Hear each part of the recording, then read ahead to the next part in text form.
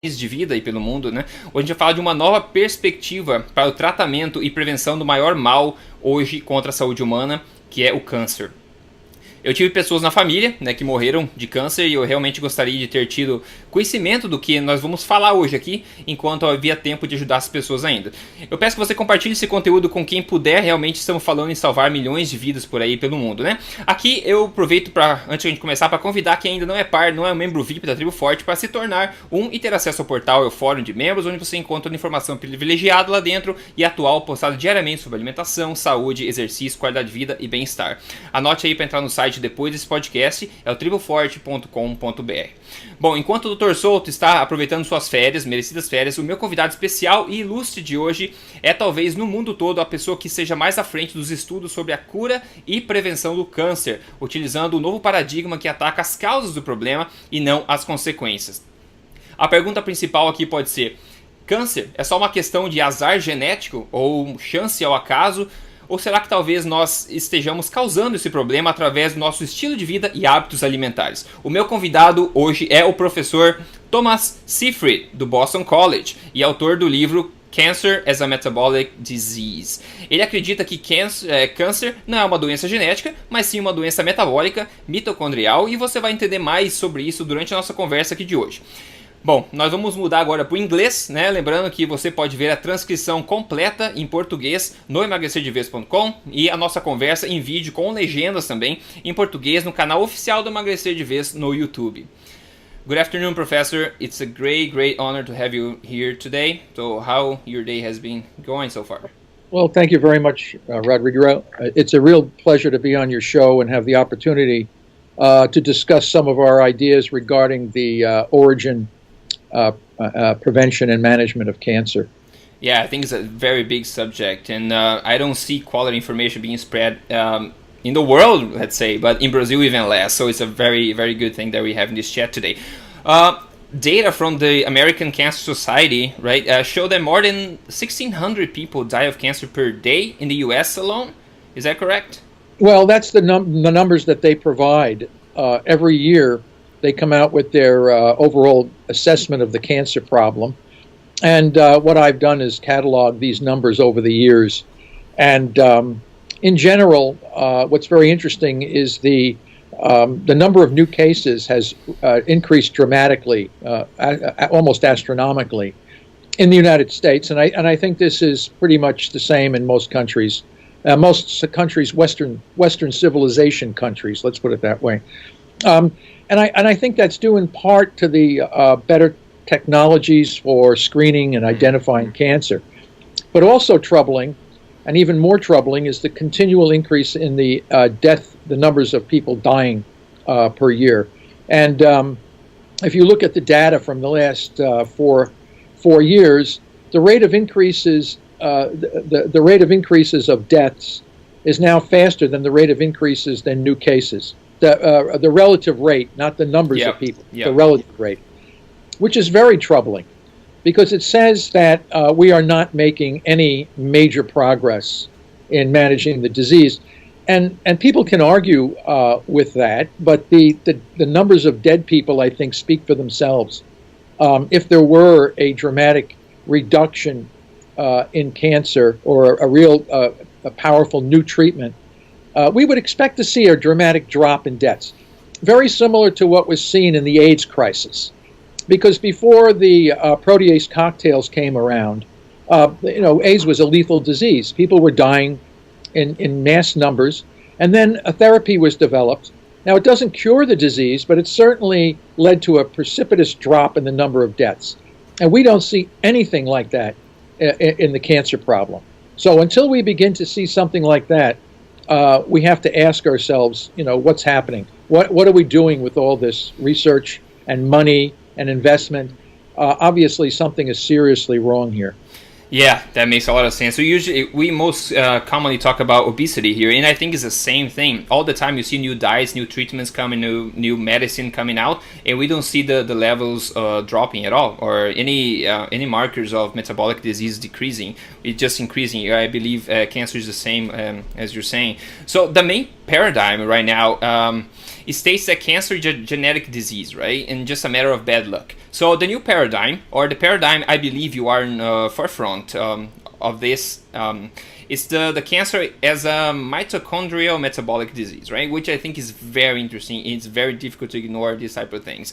And meaning it's not genetic, at least in the great majority of the cases, let's put it this way. But instead, it's caused by the way we eat and the lifestyle we carry, I believe. So what can you say about it? Well, I think that's right. We have been led down a path of misinformation for so many decades now. And one has to go back and look at the historical perspective on how that happened, the view of cancer as a genetic disease. The time of right after the Second World War, there had been a lot of work on the virus-induced cancers and a variety of questions regarding, how does this disease arise? Is it an infectious agent? Is it a virus? Is it this? Is it that? But I think the discovery of the DNA structure with Watson and Crick just had such a profound effect on the mentality of science and medicine at that time. It was almost like a tranquilization of the mind, where people just ran off in a stampede, because it was found that if you look at gene expression in cancer, of course it's abnormal. So if almost the entire scientific field is looking now to bring a science of medicine and biology down into the molecular level. There's also been an envy of physicists in science for centuries. Physicists have always been recognized as the pure thinkers of the natural world. Biology was always a very vague, very difficult to define. There were too many variables. It wasn't as quantitative. The biochemists were bringing it down. But when you find gene mutations at the molecular level that now may be playing some role, it was just so exciting to think that, we can take this very ambiguous field of biology related to medicine and cancer and kind of bash it down into a molecular, an understanding at the molecular level, a reductionist, as they say, reducing it down. And now we become more molecular, more precise, more physics-like. And in a sense, nothing could be further from the truth with respect to the origin of cancer and how we deal with it. This is a human disease tied into our own societies, the foods that we eat, the kinds of lifestyles that we have. This is every bit as much of a person, a sociology, a personage kind of a problem, and not only changes at the molecular level. And now we have seen this morph into an industrial-wide approach to this disease, where all of the new therapies are based on some molecular changes, which have enormous financial benefits for those that are participating in this activity. The research grants are awarded to those individuals that are looking at cancer at the molecular level. Much less is given to other aspects of our behavior that predisposes us to the disease, or even nutritionally manage the disease. These are more less quantifiable, but nevertheless extremely powerful in how we're going to address the disease. So we have a major issue here. It's that we have a massive misunderstanding of what the nature of this disease is. And it is not a nuclear genetic disease. It is a mitochondrial metabolic disease.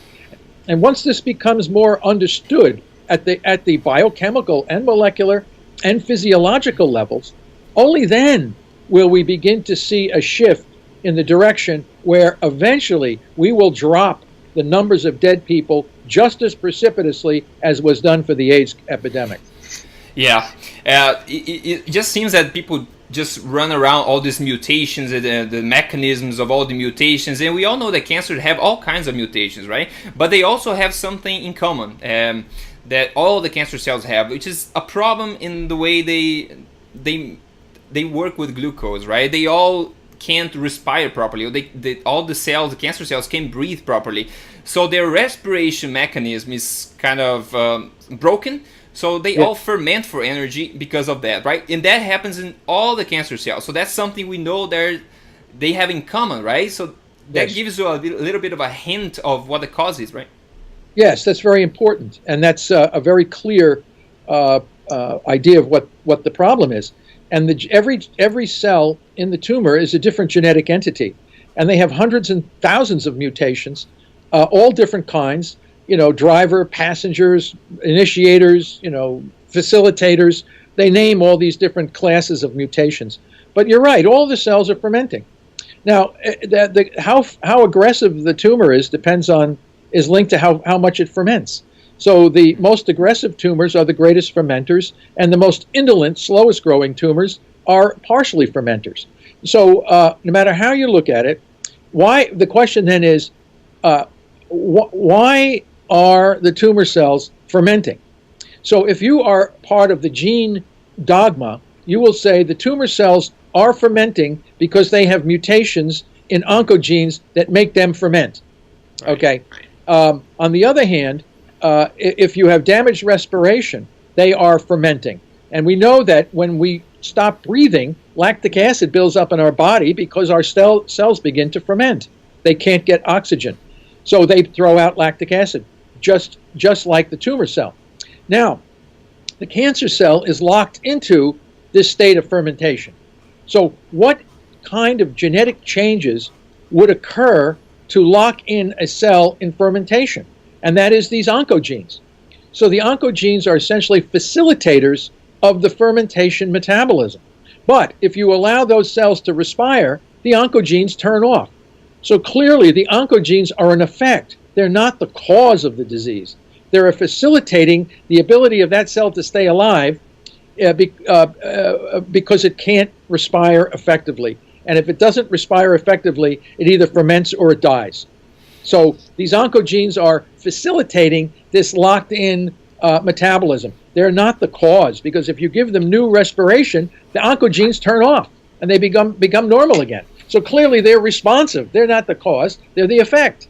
Yet this simple concept is almost impossible for the scientific field to understand. And they will find every kind of an exception based on a flawed experimental system to hold on to the idea that this is a genetic disease.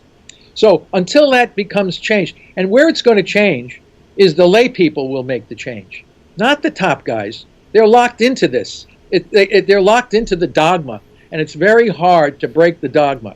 So when I look at cancer as a mitochondrial metabolic disease with metabolic solutions, who would like the solutions? The cancer sufferers.